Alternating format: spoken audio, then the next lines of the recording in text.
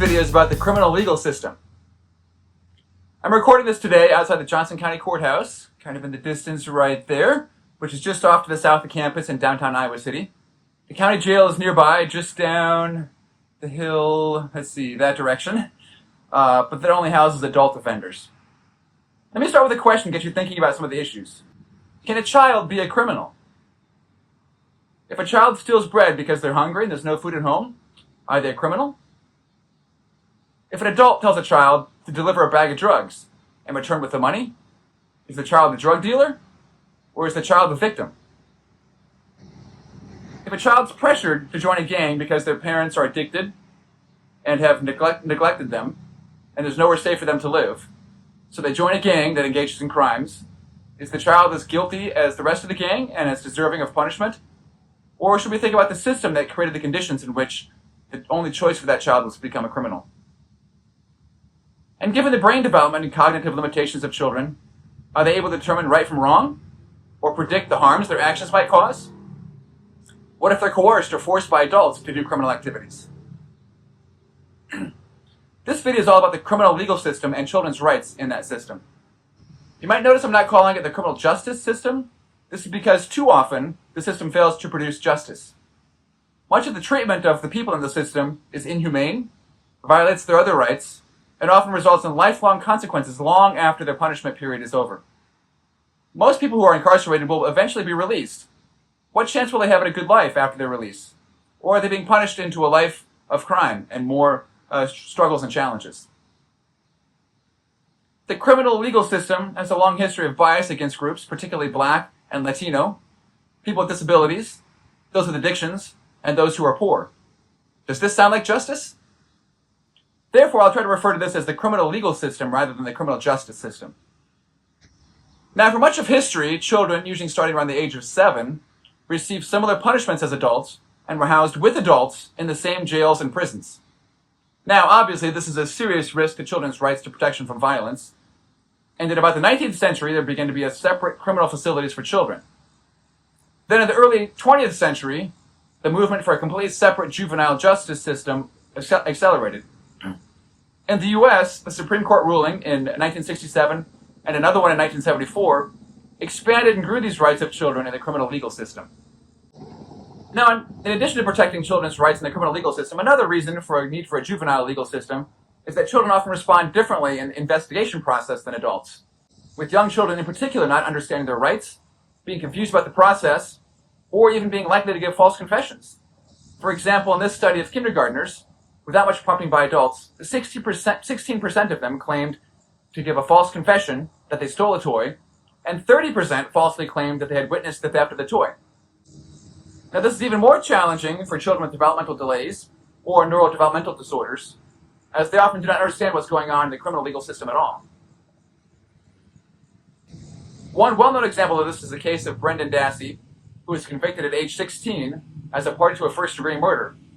But Brendan has an IQ in the borderline deficiency range and has a confession that was coerced without a lawyer or a parent present and likely did not understand his rights or what he's being asked to confess, and he was in a hurry to end the interrogation so he could get back to his biology class where he had a project due.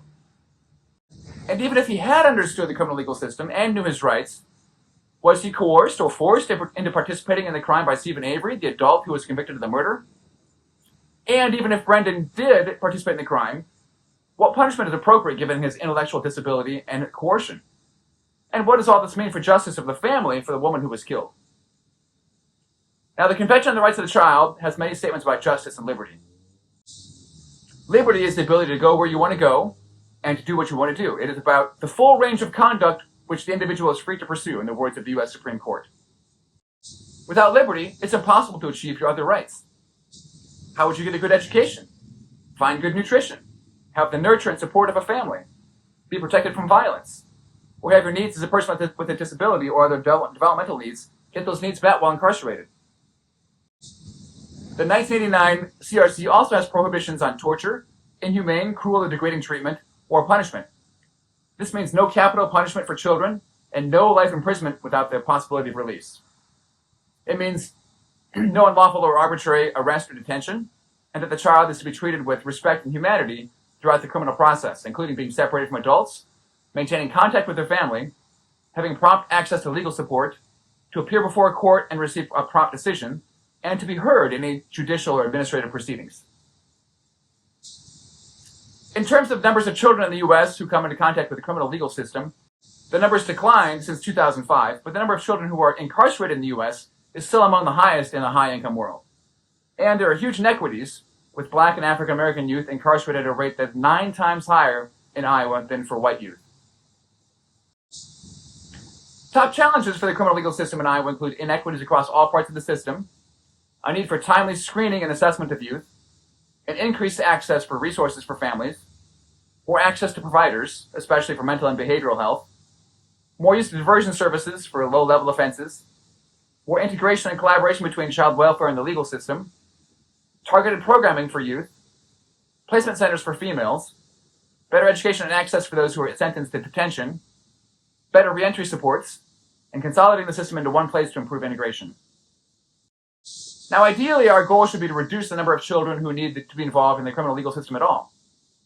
So some of the top factors associated with juvenile offending include, at the child level, substance use, lead exposure, aggression, and lack of support for mental conditions, such as difficult temperament.